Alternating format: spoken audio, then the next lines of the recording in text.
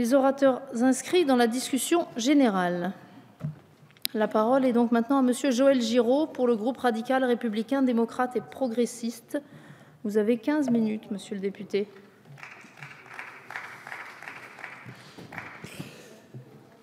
Madame la présidente, monsieur le ministre, madame la rapporteure générale, chers collègues, nous débutons ce soir l'examen de la première partie du projet de loi de finances pour 2016. Celui-ci confirme dans son architecture d'ensemble les priorités du gouvernement en faveur de la jeunesse, de la sécurité et de l'emploi, sur lesquelles l'ensemble de sa majorité le rejoint. La jeunesse d'abord, avec la montée en charge du service civique, le plan numérique pour l'éducation, les efforts persévérés dans l'éducation nationale avec la création de 8 500 postes supplémentaires, ainsi que l'effort budgétaire exceptionnel de 100 millions d'euros dans l'enseignement supérieur récemment annoncé par le Premier ministre pour faire face au nombre croissant d'étudiants. La sécurité ensuite, avec le plan de lutte contre le terrorisme, renforcé encore par l'annonce du gouvernement lors du débat dans l'hémicycle du 16 septembre, de la création de 900 postes supplémentaires dans les effectifs de police et de gendarmerie, et notamment de police aux frontières. Et enfin, l'emploi, avec 445 000 emplois aidés, dont 95 000 emplois d'avenir en faveur de l'insertion professionnelle des jeunes, soit 100 000 emplois aidés de plus que dans la dernière loi de finances. Le développement de 60 000 entrées en formation supplémentaire financées par le Fonds paritaire et par Pôle emploi, ainsi que l'aide exceptionnelle de 4 000 € pour l'embauche du premier salarié dans les TPE. Certaines de ces mesures sont financées par le décalage de 3 mois de la baisse des cotisations pour les salaires entre 1,6 et 3,5 SMIC, et en cela, vous avez tout le soutien du groupe 2RDP. Dans ce projet de loi de finances pour 2016, le gouvernement entérine également sa volonté de relancer l'économie par le pouvoir d'achat des ménages, en desserrant dans la justice la pression fiscale sur les foyers moyens et modestes, à hauteur de 2 milliards d'euros en 2016. Au total, nous enregistrons donc une baisse d'impôts pour 12 millions de foyers, soit les 2/3 des ménages français soumis à l'impôt sur le revenu, pour un montant total de 5 milliards d'euros depuis 2014. Le groupe 2RDP se félicite bien entendu de la poursuite de l'allègement des prélèvements obligatoires qu'il appelle de ses voeux depuis le début du quinquennat. Cet allègement est doublé du lancement à moyen terme du prélèvement à la source, visant à supprimer le décalage d'1 an du paiement de l'impôt sur le revenu, qui pénalise plus particulièrement les salariés du privé qui ont des parcours professionnels accidentés, et ils sont nombreux. Toutefois, la simplification proposée par le gouvernement demeure assez circonscrite. D'abord, la première tranche de l'impôt sur le revenu, à savoir la contribution sociale généralisée, n'est pas vouée à devenir progressive, alors justement qu'elle est aussi acquittée par les Français les plus modestes. La conjugalisation et la familialisation de l'impôt sur le revenu ne sont pas remises en cause, alors que ces principes archaïques sont issus d'une époque où le travail des femmes n'était pas encouragé. Enfin, le système complexe de nos niches fiscales, par des réductions et crédits d'impôt, est expressément conservé malgré toutes les difficultés à contenir et justifier économiquement nos dépenses fiscales, et malgré surtout leur caractère injuste au plan social pour certaines d'entre elles. Le gouvernement prévoit, entre CICE, CIR, TVA, impôt sur le revenu et les autres, 430 niches pour plus de 83 milliards d'euros en 2016, soit 1,2 milliard de plus que prévu dans la loi de programmation 2014-2019. Faire le tri parmi ces 430 niches permettrait d'en déduire le coût, ainsi que de poursuivre l'allègement des prélèvements obligatoires, notamment en faveur des ménages les plus modestes. Il faut en effet admettre que l'introduction du CICE a littéralement fait exploser les dépenses fiscales et a rendu leur maîtrise particulièrement ardue.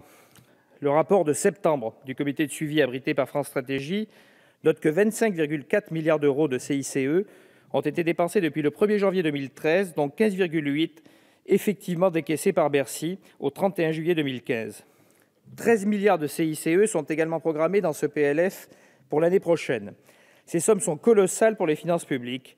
Pour autant, d'après France Stratégie, elles auraient pour le moment été davantage fléchées vers les salaires, car le taux de marge des sociétés non financières est retombé en moyenne de -0,3 à 29,4 en 2014. En effet, le Haut Conseil des finances publiques avait anticipé dès 2014 que même si le CICE était une baisse de charge stricto sensu, ce qui n'est pas réalisé dans ce PLF pour 2016, celle-ci serait susceptible d'avoir moins d'impact sur l'emploi dans la situation actuelle de marge dégradée. Aussi, s'il est indéniable qu'à ce stade, le dispositif ait permis d'éviter des faillites et des licenciements et qu'il soit simple et lisible, son impact direct sur l'investissement et le recrutement de nouveaux salariés tarde encore à se faire pleinement sentir. Certes, des PME et des TPE en sont bénéficiaires, mais il s'agit principalement de secteurs non délocalisables comme l'hôtellerie, la restauration ou encore la construction, alors qu'à l'inverse, la construction automobile, l'industrie informatique, électronique ou optiques sont moins concernés du fait de la composition de leur masse salariale. Il y a également pour les fournisseurs la question du racket au CICE, pour laquelle nous savons que le gouvernement agit localement.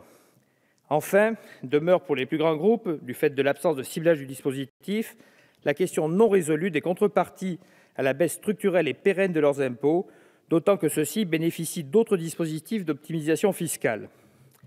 En effet, pour poursuivre sur le sujet des crédits d'impôt, j'en viens au crédit d'impôt recherche. Nous admettons que le Président de la République ait affirmé sa volonté de le sanctuariser pour l'ensemble de son quinquennat, et notamment d'écarter la réforme souhaitée par la majorité parlementaire qui concerne le calcul du montant du CIR au niveau de chaque intégration et non des filiales, réforme qui pourrait générer une économie de 530 millions d'euros par an selon la Cour des comptes. Aussi, ce PLF prévoit en 2016 une dépense de CIR à hauteur de 5,51 milliards d'euros, par ailleurs cumulable avec le CICE. Si nous ne préjugeons pas que ce dispositif soit favorable à notre économie, et c'est heureux au vu de son montant, soumis au secret fiscal, nous souhaitons attirer l'attention du Gouvernement sur une disposition votée par notre Assemblée le 1er octobre dernier dans la loi relative au patrimoine et qui vise à exclure pour les opérateurs privés leur activité d'archéologie préventive. Sans son adoption définitive en PLF 2016, nous maintiendrions un effet d'aubaine sur une activité non délocalisable, créant une distorsion de concurrence établie au détriment des acteurs publics de l'archéologie préventive. On peut aisément comprendre que l'archéologie préventive ressort de notre patrimoine collectif et non de la recherche et développement, et que nous n'avons aucun intérêt en réalité à réaliser des dépenses fiscales visant à accentuer la privatisation du secteur. En outre, l'amendement permet aux opérateurs privés agréés de conserver bien entendu le bénéfice du CIR pour l'ensemble des dépenses de R&D, comme les fouilles programmées, le développement de nouveaux procédés. Après l'optimisation, j'en viens à la fraude. Le groupe de RDP salue les mesures prises par le Gouvernement dans ce PLF et dans les précédents pour lutter contre la fraude à la TVA, pour obliger les multinationales à adopter une politique claire en matière de prix de transfert et pour accueillir chaleureusement nos célèbres repentis fiscaux. En la matière, le tour de force opéré par l'OCDE la semaine dernière, après des mois de négociations, est capital. Les ministres des Finances du G20 ont en effet endossé BEPS, ce fameux plan de lutte contre l'érosion de la base fiscale et le transfert des bénéfices en discussion depuis plusieurs années. C'est un moment historique, celui par lequel se rejoignent enfin le combat des associations, des ONG, des bénévoles qui bataillent depuis des années sur ces sujets, et ceux des États souverains qui, après la crise financière et en pleine crise de la dette, recherchent irrémédiablement de nouvelles recettes sans plus avoir de marge de manœuvre ni sur les services publics, ni sur les ménages, ni sur les entreprises. Nous voilà donc dans cette période transitoire, puisqu'il faut rester optimiste, avant de rapatrier l'argent des paradis fiscaux, période pendant laquelle nous devons encore voter, paradoxalement d'ailleurs pour préserver notre souveraineté, des restrictions de dépenses. Je commencerai par la rationalisation des dépenses des agences de l'État, qui constituait un axe fort de la programmation triennale 2014-2019, avec la baisse de subventions et la diminution du plafond des taxes affectées. Le très bon rapport de nos collègues avait préconisé de cesser les prélèvements sur les fonds de roulement des chambres de commerce et d'industrie qui ont défavorisé les plus petites d'entre elles en 2015. Heureusement, cette année, pas de prélèvement exceptionnel. Et l'amendement que nous avons adopté en commission des finances le 7 octobre atténue de 20 millions d'euros l'effort de la CVAE. Je déposerai toutefois en seconde partie à l'article 52 qui crée le fonds de péréquation entre les CCI des amendements qui rendront éligibles les projets de formation dans les territoires ruraux et d'innovation, ainsi que des aides exceptionnelles aux petites chambres les plus en difficulté financièrement. Je poursuis sur les agences, avec le rabot important réalisé à l'article 14 par le Gouvernement sur Voies navigables de France. Nous souhaitons le maintien en 2016 du plafond de la taxe hydraulique. À cette fin, nous proposons que soit supprimée l'exonération introduite par la loi de finances pour 2010 de la taxe hydraulique pour les entreprises de production d'énergie frigorifique recourant au refroidissement par eau de rivière. En effet, le process de refroidissement par eau de rivière, basé sur un échange thermique entre le prélèvement en rivière et le circuit interne des machines frigorifiques, implique une alimentation en eau régulière et un volume suffisant permettant la dissipation de chaleur. Il est rendu possible par des ouvrages entretenus par Voies navigables de France.